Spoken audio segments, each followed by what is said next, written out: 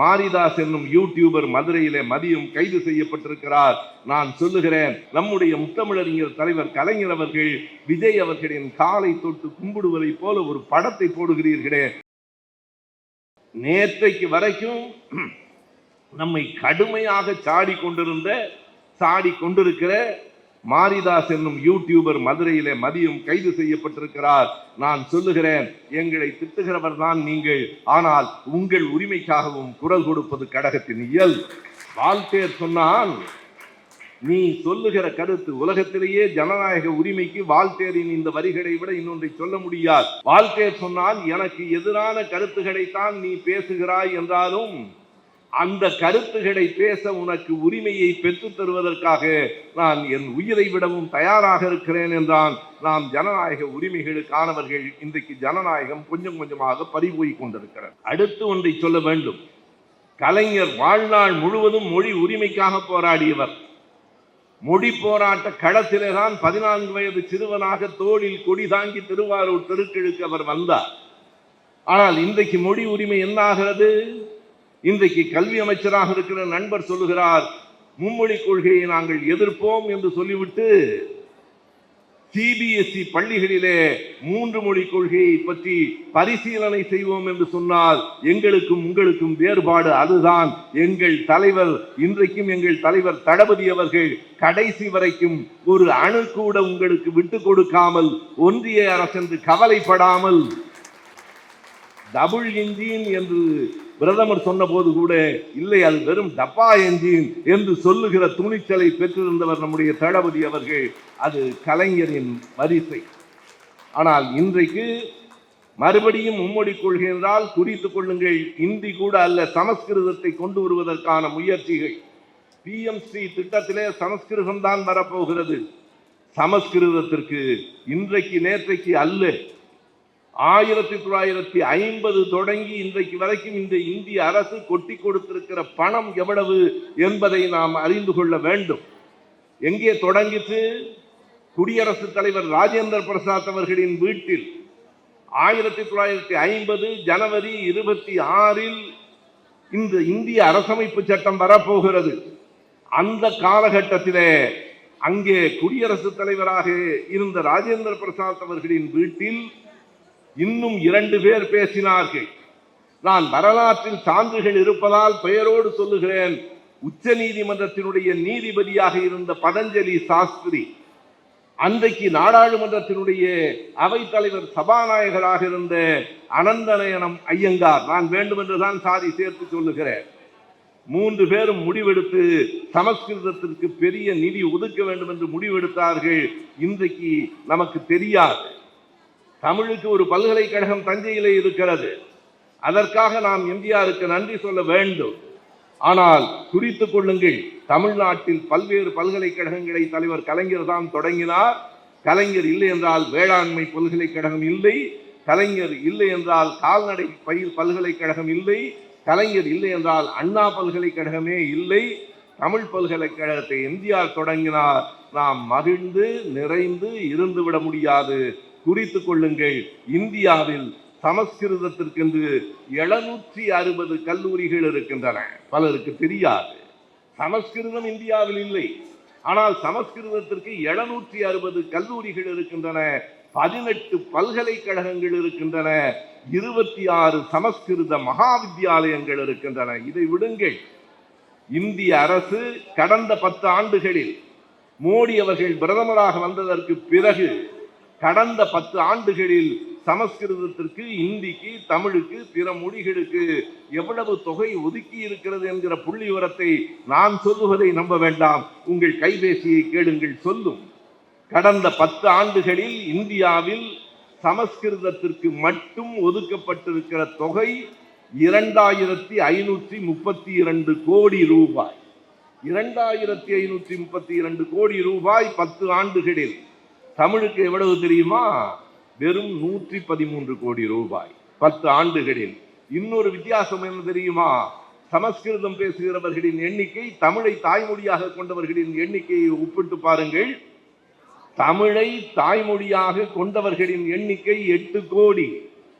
சமஸ்கிருதம் எத்தனை பேருக்கு தாய்மொழி? அரசாங்கம் சொல்லுகிற கருத்து 2011 எடுக்கப்பட்ட மக்கள் தொகை கணக்கெடுப்பின்படி அரசாங்கம் சொல்லுகிற கணக்கு வெறும் 24,821. நீங்கள் கவனத்தில் வையுங்கள்.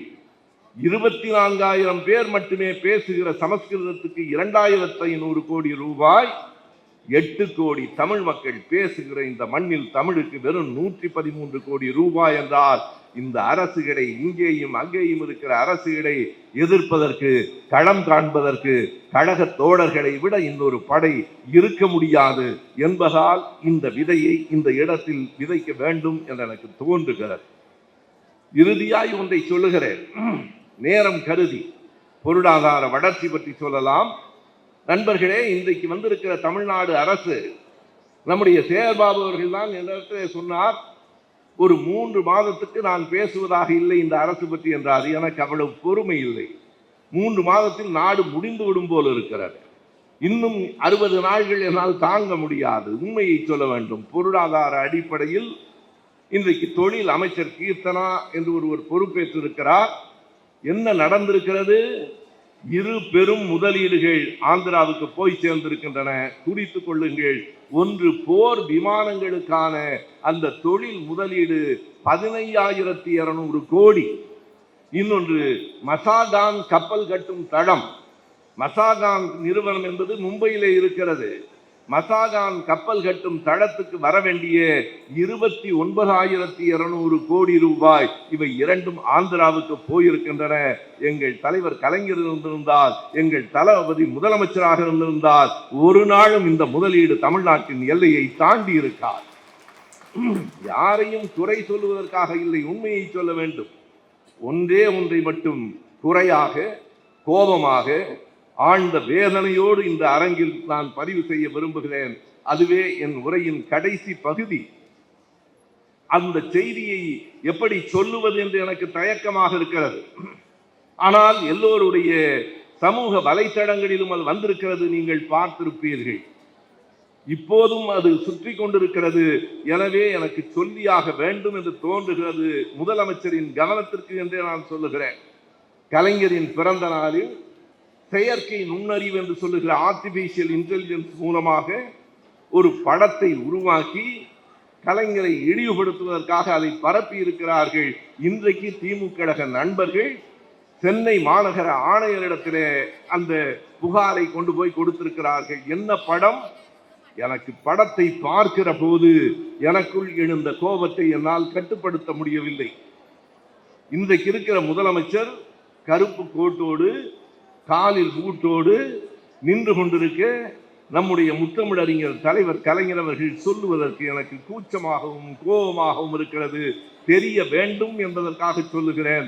நம்முடைய முத்தமிழறிஞர் தலைவர் கலைஞர் அவர்கள் விஜய் அவர்களின் காலை தொட்டு கும்பிடுவதை போல ஒரு படத்தை போடுகிறீர்களே, கொஞ்சமாவது நாகரிகம் இருக்கிறதா உங்களுக்கு? இதற்கு யார் தெரியுமா இதற்கு புகார் கொடுக்க வேண்டும்? திமுக கழக தோழர்கள் இல்லை.